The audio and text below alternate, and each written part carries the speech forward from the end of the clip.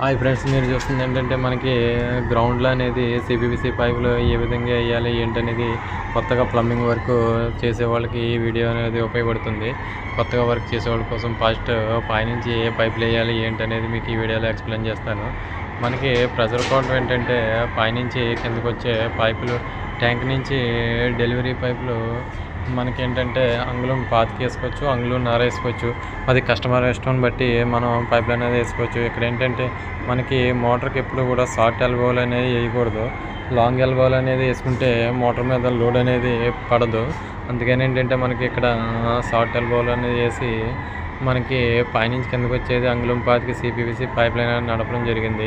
ఇక్కడ ఏంటంటే మన కిచెన్ నుంచి వచ్చే పైపు 2.5 పైప్ అనేది మనకు మాన్యువల్ దగ్గరికి అనేది మనం ఇలా కింద ఏంటంటే ఒక స్లోపు చేసి వాటర్ అనేది తెచ్చుకొని దానికి ఏంటంటే మనం ఇటుకలు అనేది సపోర్ట్ పెట్టుకుంటే మనకి పైప్ అనేది పిచ్చులో కిందకి దిక్కోకుండా ఉండడం కోసం ఈ విధంగా మనం పైప్ లైన్ అనేది వేసుకోవాలి.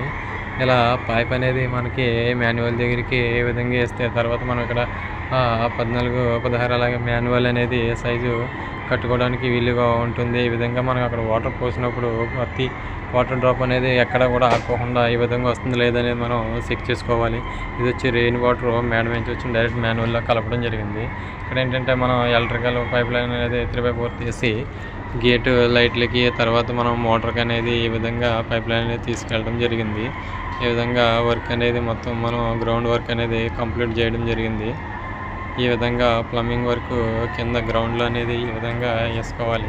ఇక్కడ ఏంటంటే మనకి పైపు జరగకుండా క్లాంప్లు అనేది సెట్ చేస్తాం.